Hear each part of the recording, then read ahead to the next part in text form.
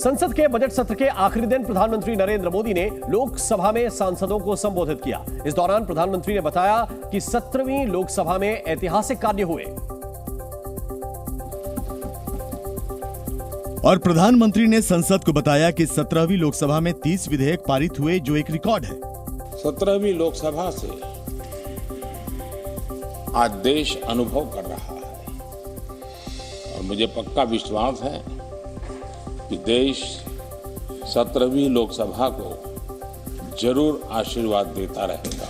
बहुत बड़ा काम। प्रधानमंत्री ने इस कार्यकाल को गेम चेंजर बताया और कहा कि देश बदलाव की ओर आगे बढ़ रहा है। इस कार्यकाल में बहुत ही रिफॉर्म्स हुए हैं और गेम चेंजर है।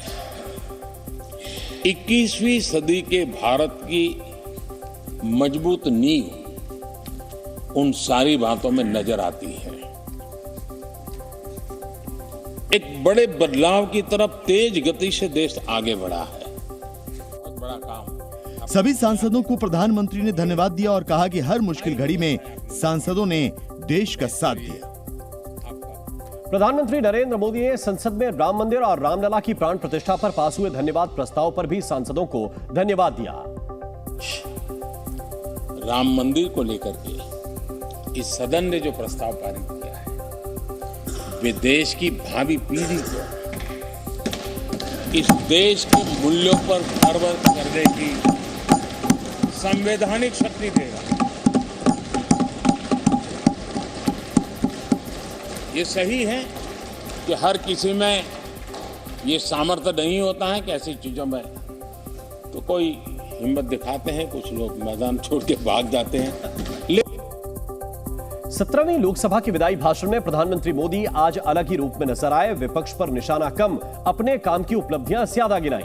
राम मंदिर की बात करते हुए उन्होंने कहा कि राम मंदिर निर्माण ने भावी पीढ़ियों को देश के मूल्यों पर गर्व करने का मौका दिया। उन्होंने कहा कि हर किसी में सामर्थ्य नहीं होता, कुछ लोग मैदान छोड़कर चले जाते हैं, लेकिन मुझे चुनौतियों में आनंद आता है।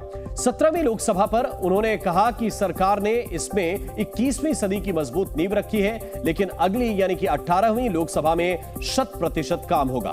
पीएम ने कहा कि इस लोकसभा में कई गेम चेंजर रिफॉर्म हुए। 18वीं लोकसभा में नए संकल्प के साथ शुरुआत करेंगे। जम्मू कश्मीर का जिक्र करते हुए उन्होंने कहा कि अनुच्छेद 370 खत्म करके राज्य को सामाजिक न्याय दिया।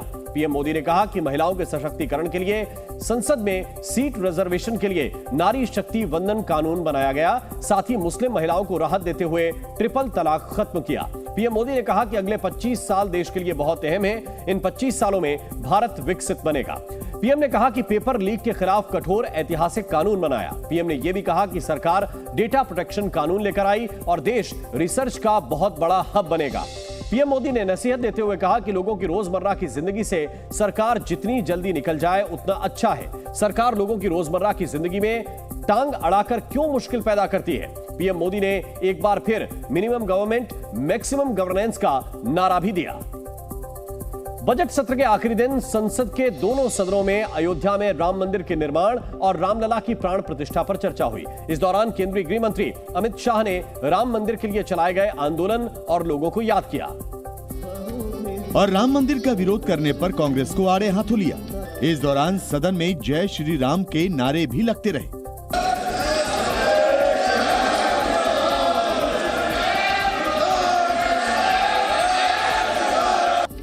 अमित शाह ने कहा कि राम मंदिर का निर्माण कानून संगत है। हमारे गुजरात में एक कहावत है, हवन में हड्डी नहीं डालनी चाहिए। पूरा देश जब आनंद में डूबा है, पूरा देश आध्यात्मिक चेतना की जागृति का अनुभव हो रहा है। भैया स्वागत कर लो, साथ में जुड़ जाओ। इसी से देश का भी भला है और सबका भला है। साथ ही गृह मंत्री अमित शाह ने AIMIM अध्यक्ष असदुद्दीन ओवैसी पर भी तंज कसा। इतना ही नहीं, ओवैसी साहब चले गए, मुल्ला मसीही ने भी रामायण मसीही लिखकर सबके लिए इस आदर्श को प्रस्तावित किया है। अमित शाह ने लोकसभा में बताया कि 22 जनवरी का दिन करोड़ों भक्तों की आशा, आकांक्षा और सिद्धि का दिन है। यह दिन समग्र भारत की आध्यात्मिक चेतना का दिन बन चुका है। संसद में राम मंदिर निर्माण और रामलला की प्राण प्रतिष्ठा पर धन्यवाद प्रस्ताव सर्वसम्मति से पास हो गया। लोकसभा में प्रस्ताव पर चर्चा की शुरुआत सांसद सत्यपाल सिंह ने की। भगवान राम और सत्यपाल सिंह ने कांग्रेस पर जमकर निशाना साधा। उन्होंने कहा कि कांग्रेस ने तो राम के अस्तित्व को ही नकार दिया था। 2007 के अंदर जब रामेश्वरम और श्रीलंका के बीच में राम सेतु के निर्माण का प्रोजेक्ट तैयार हुआ, उस समय की जो सरकार थी, उस समय की कांग्रेस सरकार ने, उनके संस्कृति मंत्रालय ने उच्चतम न्यायालय में जाकर के एक शपथ पत्र दिया और शपथ पत्र ये दिया कि भगवान राम नाम का कोई व्यक्ति इस धरती पर पैदा नहीं हुए, राम जो एक काल्पनिक विषय है। वहीं कांग्रेस ने भी करारा जवाब दिया।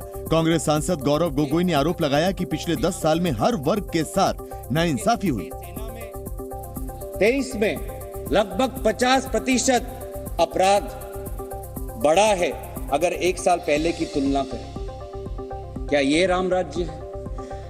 आज पिछला वर्ग जातिगत जनगणना की मांग कर रहा है क्योंकि वे देख रहे हैं कि उनके साथ अन्याय हो रहा है। 22 जनवरी 2024 को प्रधानमंत्री नरेंद्र मोदी ने अयोध्या में रामलला की प्राण प्रतिष्ठा की थी। राम मंदिर निर्माण पर धन्यवाद प्रस्ताव के दौरान विरोधी दलों ने सरकार पर तीखा हमला बोला।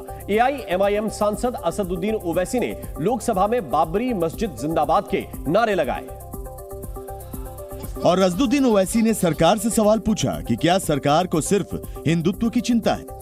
कि जब वजीर आजम जवाब देंगे तो क्या वो भारत के 140 करोड़ जनता के लिए जवाब देंगे या फिर सिर्फ हिंदुत्व की फिक्र रखने वालों का जवाब देंगे? साथ ही एआईएमआईएम अध्यक्ष ओवैसी ने कहा कि बाबरी मस्जिद का अस्तित्व आज भी है और हमेशा रहेगा। मेरी फिक्र में मेरा ईमान मुझे कहता है कि जिस जगह पर मस्जिद थी, है और रहेगी, बाबरी मस्जिद है और रहेगी। बाबरी मस्जिद जिंदाबाद, जिंदाबाद, भारत जिंदाबाद, जय हिंद। असदुद्दीन ओवैसी ने पूर्व प्रधानमंत्री नरसिम्हा राव और वरिष्ठ बीजेपी नेता लाल कृष्ण आडवाणी को भारत रत्न दिए जाने पर भी सवाल खड़े किए। संसद के उच्च सदन में भी राम मंदिर निर्माण और रामलला की प्राण प्रतिष्ठा पर चर्चा हुई। इस दौरान बीजेपी और कांग्रेस में जमकर वार पलटवार हुआ। बीजेपी सांसद सुधांशु त्रिवेदी ने चर्चा की शुरुआत की और कांग्रेस पर जमकर निशाना साधा। अब्दुल बरकत को रोशनी 1949 में दिख गई, मगर कुछ सियासत वालों को रोशनी 2024 में नहीं दिख रही है। साथ ही सुधांशु त्रिवेदी ने विरोधी दल पर प्राण प्रतिष्ठा में शामिल होने का न्योता ठुकराने पर भी घेरा। सबको बुलाया गया, विरोध करने वालों को बुलाया गया, ट्रस्ट के द्वारा गोली चलाने वालों को बुलाया गया और इकबाल अंसारी को ही बुलाया गया और इकबाल अंसारी प्राण प्रतिष्ठा में आ गए। उनका इकबाल तो बुलंद हो गया मगर इन लोगों का इकबाल जमींदोज हो गया। वहीं कांग्रेस ने भी बीजेपी पर जमकर पलटवार किया और राम के नाम पर सियासत करने का आरोप लगाया। उनके बताए सिद्धांत पर चलता हूं जो मर्यादा पुरुषोत्तम ने रखे।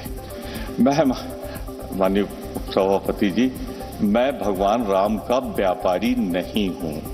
जो लोग भगवान राम का व्यापार करते हैं, राजनीतिकरण करते हैं, मैं वो नहीं हूं। 22 जनवरी 2024 को अयोध्या में रामलला की प्राण प्रतिष्ठा समारोह का विपक्ष ने बहिष्कार किया था, जिसे लेकर सत्ता पक्ष लगातार हमले कर रहा है। सरकार ने पूर्व प्रधानमंत्री चौधरी चरण सिंह को भारत रत्न देने का ऐलान किया। राज्यसभा में चर्चा के दौरान कांग्रेस नेताओं ने जमकर हंगामा किया और राज्यसभा में जयंत चौधरी ने जैसे ही अपना संबोधन शुरू किया, कांग्रेस सदस्यों ने हंगामा शुरू कर दिया। कांग्रेस अध्यक्ष मल्लिकार्जुन खड़गे ने राज्यसभा में जयंत चौधरी के बोलने पर सवाल उठाए। कोई एक मुद्दा जब आप उठाते, चर्चा करते, हमको हमेशा आप पूछते हैं किस रूल में, रूल बताओ।